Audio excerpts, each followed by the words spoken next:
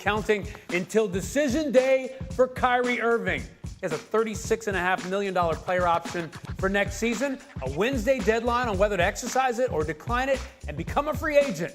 His running mate, KD, under contract with the Nets through 2026. But this is the situation everybody's been talking about in the NBA. We bring our basketball guys back in. And Tim, I begin with you. What's the very latest on this seemingly never-ending situation between Kyrie and the Nets? Well, the fact that there's drama surrounding Kyrie Irving really can't come as a shock to anybody because this has been the case for him for his entire career, right? At this point, it seems like there's one thing after another every day. And I think, for me, the way I look at this is, until there's some ink on the paper and we know where he's going to be, I think this is just going to be an evolving moment-by-moment, day-by-day situation. Because as we've seen with the Nets, even going back to the beginning of this season, this past season, Kyrie wasn't going to play. Then he was able to play in road games. Then he was able to play in all the games, right? Like, it just was sort of, this past season was sort of a microcosm of what his time in Brooklyn has been. And I think, again, as we go through this day by day, things are going to change and evolve all the time. But knowing where this is going to go right now, I think is a fool's errand. Yeah, and Seth, the assumption here is that he's looking for max money over a series of years, 4 or 5 years, whatever it is. Yeah, should they do it? You say no. A max deal? No, because you got to have a guy that you can count on. You're going to give a guy a max deal. You got to be able to count on him. You got to have an availability. You got to have a guy that you understand who he is, how he wins, and when he's going to be available. And look, the one thing Kyrie Irving has proved, he's proved two things. One, when he plays, he can impact the game offensively in a way that very few guys can impact the game. Number two is you don't know when he's going to show up. And when you're trying to build a championship culture, if you're trying to build a championship culture, you've got to have guys you can count on. For Kyrie to be successful, they're going to need someone that has to have the ability and the strength to hold him accountable. And that's the key right there. I want us to put that graphic back up in terms of games played versus games missed. 117 played, 130 missed in his Nets career. So, Zach, he's looking for that max deal. In your mind, should he get it?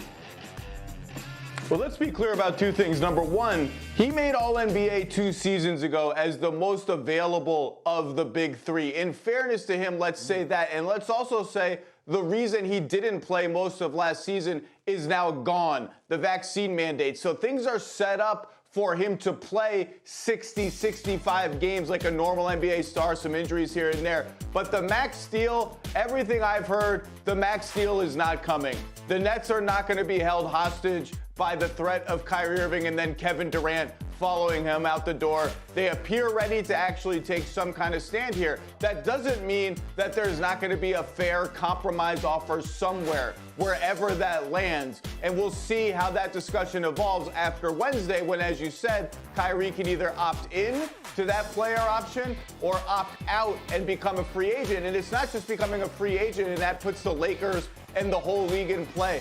Opting out sounds like a vehicle toward a sign and trade, but as Tim can tell you, that's really complicated because of cap issues. It's hard to sign and trade Kyrie Irving to some of these teams that are on his list because of their own cap situations and because of Brooklyn's. So this Wednesday deadline is going to be really interesting to see what he does. And if he opts in, if he only does so on the condition that the Nets trade him somewhere where he wants to go. But as of right now, I sense kind of stasis after the weekend where everyone kind of went their separate ways a bit. And I do think this is a precarious situation for the Nets. I don't think this is the kind of thing where it's actually kind of calm and the media is blowing this out of proportion. I do think there are scenarios where in a week he's gone and the Durant situation is wobbly. Well, and I think to Zach's point, if you're looking at this from the Kyrie Irving side of things, right? 2 years ago, he played in 75% of the games, played 54 or 72 games, was an All-NBA player. Last year, when he did play, he was very good when he played. Now, obviously, he didn't play for certain reasons. We'll get into that. But he was healthy, right? And if he's healthy again next year, I think he would say, I'm probably going to play somewhere in the neighborhood of 60 to 65 games. And if you're Kyrie Irving and you're playing at that number of games, playing 75, 80% of the season, he is an All-NBA caliber player. So that's why I think from his side of things, he's going to say, I should get a max contract. And that's where the rub is. The Nets say, as you pointed out in that graphic earlier, he's played in less than half the games. Why do we want to give him a full max deal? The Nets are saying we need to have some stipulations that you're going to be on the court. And Kyrie's saying, I'm a max player. And there's the rub right there. But when he was in Boston, he played a bunch of games, right? And his behavior was not condoning, assisting and helping that create a winning culture and a winning environment. Look, the guy's talent is ridiculous. And you can win a championship with him. Mm-hmm. All those things are great. But I think he's still got to be in an environment where there's a respect factor and accountability. And I'm not sure there will ever be a respect factor and accountability unless KD holds him accountable. Because he's got to be held. He was accountable to LeBron James. Whether he liked it or not, he was accountable to that championship run in Cleveland, and he made big plays. Where else has he been held accountable to? Is KD that kind of guy, though? I'm not even sure he was held accountable like that with the Cavs. Like, Kyrie's always been his own guy. He's always sort of done his own That's part of what thing. you get with Kyrie, no matter where you are. This is exactly what you sign up for when you have Kyrie Irving. Like, you sign up for drama. You sign up for all of this. Like, when the Nets signed him 3 years ago from the Celtics, they knew what they were getting, right? It wasn't like this is a big surprise that there's been drama around the Brooklyn Nets. Like, this is what everybody knew was coming, but it was the price of doing business to have Kevin Durant on your team. That was why they put themselves in this position. Not that it's like, oh, man, I can't believe there's drama with the Nets because Kyrie's here. Like, this is what you sign up for. I think this is a fascinating point. And, Zach, I want to bring you in on this because I think so much of the narrative about Kyrie is we're asking him to maybe change. Don't forget, a couple years ago, he was out because of different issues surrounding Black Lives Matter and the situation in the country at the time. And then there was obviously the situation last year. But I think in this narrative, Zach, of everybody saying, well, is he going to change? Is he going to be this guy that we depend on in this way? What you're mentioning is this is the guy he is. So if this is the guy he is, why not pay him the max money and say, we're going to roll with who you are, Kyrie?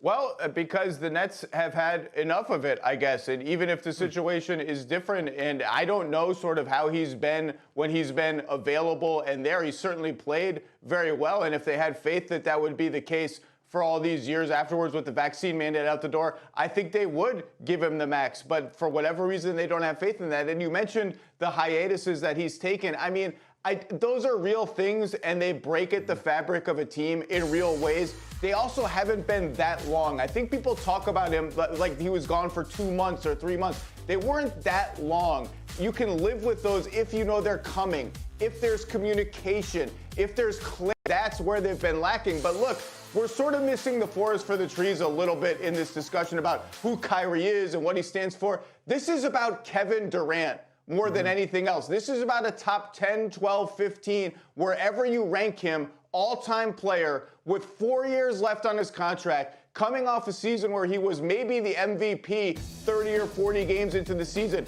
maybe the best player in the league until Giannis took that mantle. That's the story here. Kyrie was the way for the Nets to get Durant, and now Kyrie's sort of situation is the lever that could pry Durant out of there potentially. That's the big story. That's the story that the other 29 teams are really watching more than anything else.